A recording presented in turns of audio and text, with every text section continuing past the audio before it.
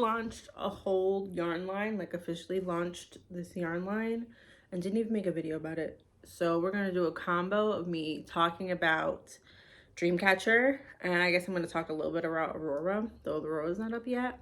And then I'm gonna show you what I've been working on, which one of them has Dreamcatcher in it and then another one has Aurora in it. So first things first, let's go through them. I have shown them on Instagram and I have sent out the email, but a video always works really, really well. So this is my handspun line that is now going to be able to be bought repeatedly within a certain yardage, about 60 yards, every skein, and the same color. So it's kind of like, I don't know, if you buy two 1 month and then you buy another two like 6 months from now, they're going to be the same color if that's what you pick. So this is like my standard line, and I really wanted something that was like solid colors, because then you could pair solid colors with other things, and then I could come up with new colors that will then pair with those. So let's go through them. This is Gardenia. She's kind of, I don't want to say pale. I don't think that's the right name for her, but eggshell. She's very eggshell. Then we have Marigold, which is an amber color. We have Goldenrod. This one is Hibiscus. She's one of my favorites. Hot pink. Then this one is Tulip. No, this one is Tiger Lily. I always mix the two of them together. I don't know why, but this one's Tiger Lily. Oops.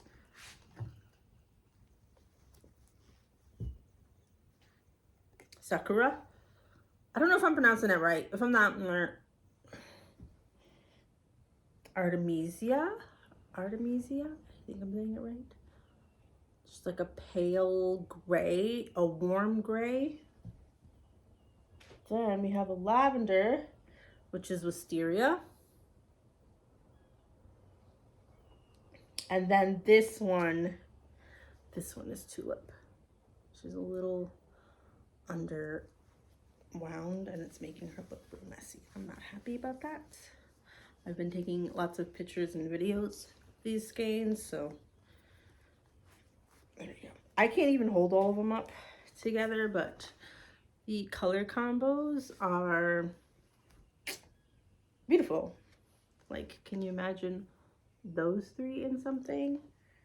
Or I love the pinks. If you put like the pinks and the light colors together, those are so pretty. So those are my new yarns. If you saw anything before, you might have seen that I had Dreamcatchers that were variegated in colors. So one of them is here. This one is called Tide Pool. And I just finished spinning it yesterday and it just got all nice and dry. It's very mermaidy. Yeah, I'm trying not to get makeup on the skeins of yarn, but just need to hold them to twist them. And it has like all these cool stripes of like all this stuff. So I make this in batches. So each batch will have a coordinating like fluff, and then when it runs out, then I have to make a new batch. So each Tide Pool will be like a little bit different. So then yesterday I was looking at one of my garments and it had this little mermaid yarn that I loved from No Coyotes bat that I spun years ago, and I wanted to see if I could recreate it.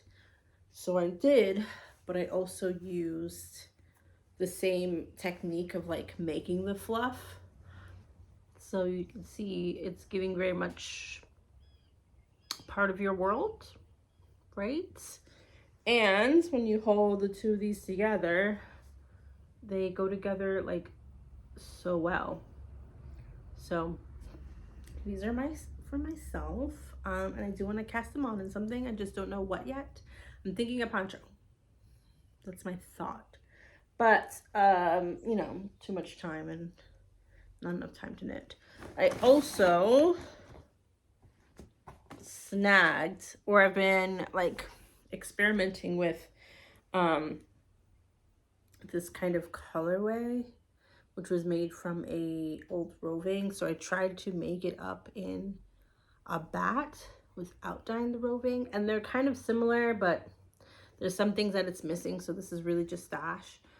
I'm hoping to recreate this. I might just write down this formula and have this be the formula for good and name it, instead of trying to go through this process again to get it to look like this. But I really do love this kind of colorway theme.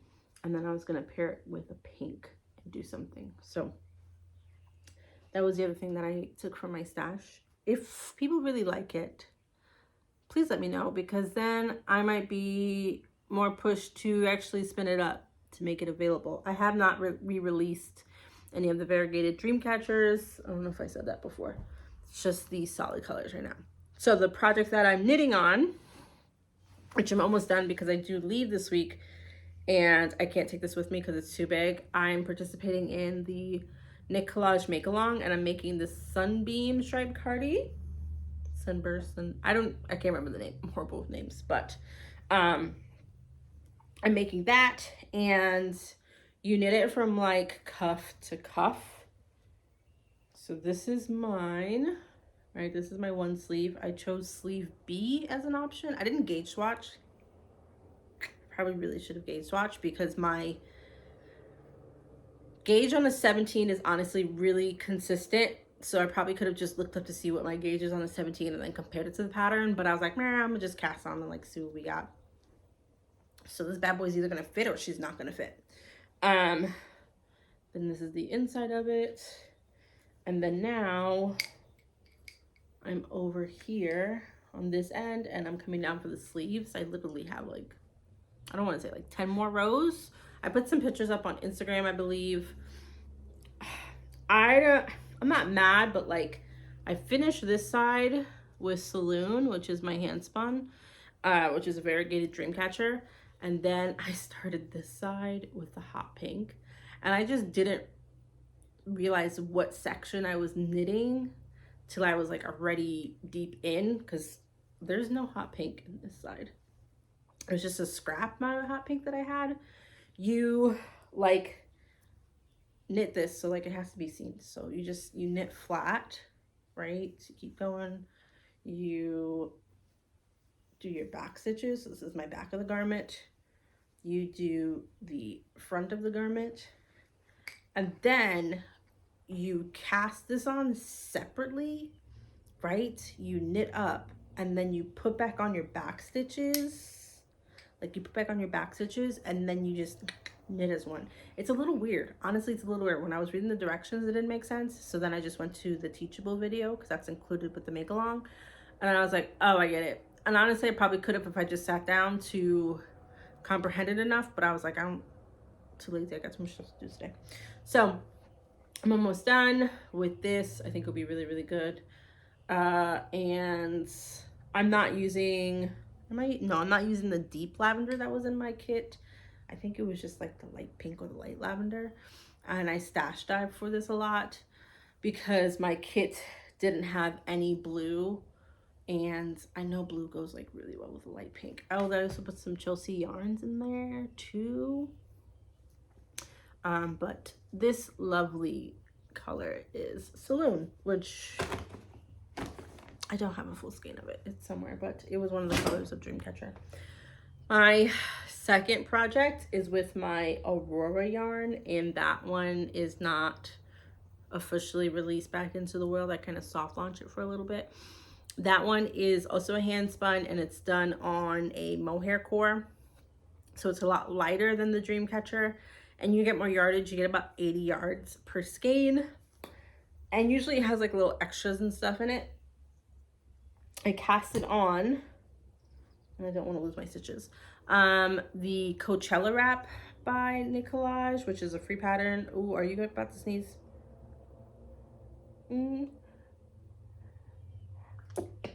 Bless me. So it's a free pattern by Knit Collage. I can't even open it because I didn't move my stitches onto scrap yarn. I just kept them on one side and kept on going. So I'm gonna have to just imagine this. I use this skein right here, is called Whiskey, and it has little like sequins in it and stuff. This is an Aurora skein. This fabric yarn is from Knit Collage. This Icelandic is from myself. And then I started knitting with my second Aurora skein, which is Tyrant. They're both Beyonce inspired yarns. And basically like you knit the back and then you split. And now I'm knitting one of the panels, so I just didn't put like one of my panels on scrap yarn. I added this yarn that I spun like forever ago. I didn't like it, so I cut it off because it was just too bulky. Honestly, it's supposed to be with a 36 needle if I was going to use it, but I was like, we'll see how it works. So the original pattern calls for like 6 skeins of Wildflower. I don't think I'm going to use 6 skeins of Aurora because Wildflower, excuse me, has like 60 yards each and I have 80, so I'm definitely more. But I want to keep it in like a, like, I don't know how to describe it. I'm not necessarily Western, but like browns, little pops of color, not light, darker, Icelandic-y, fleecy feeling, you know, kind of boho-y. So that's my color theme. Part of me thinks that I could finish this by like today if I just sit and knit it. I could probably finish both pieces if I just sit and knit it, because I would love to get some finished pictures of this stuff. And I'm hoping that it expands a lot once I'm done, because again, I didn't gauge swatch it. I just casted it on. Like, I don't even know if it was like do this 20 something times, you have to do this lace repeat. I just did the lace repeat till I was done with one skein, and then I picked back up on where like the pattern was, because I feel like it's pretty forgiving. You're just really knitting this back panel part and then splitting, and like there's fringe in it, so even if it's too short, I'll just put a lot of fringe on here, and then that will add to the length of it. Or if it's too long, maybe I won't do fringe on all of it. So that is both of my pieces. I'm actually really enjoying knitting it. The lace is very simple and easy. I can drop it down and then just like pick it up. The cardigan pattern I cannot. I really am following line by line, just because there's increases and decreases and amount of times you're supposed to do it, and I really don't want to mess up and have like one sleeve be longer than the other, just because you can't really, I mean, I guess you probably could go back, but it's not as easy to me versus if you're like on Sleep Island and you just gotta like, you know, knit them. So those are my 2 projects that I hope to have done soon, which will showcase both my yarns. I'm not sure when Aurora will come back, but she will. She will. In due time, she will. I just really want them to be at their full potential when they are released in the world and are doing what they want to do. And I also need to make sure that I want to spin it like as many times as I need to spin it. That's the other thing. If you would like to get your hands on Dreamcatcher, I will probably put a link below for you to be able to shop it. May orders are going to go a little slow because I'm going to be out of the studio for like 2-ish weeks, but then they'll pick back up. Usually my orders are going out about a week, less than a week, because I am getting some orders out this week. Just because I have to hand spin everything. If anybody has any questions or just like what patterns work really well or XYZ, just let me know below and I will try my best to answer them. Okay, bye.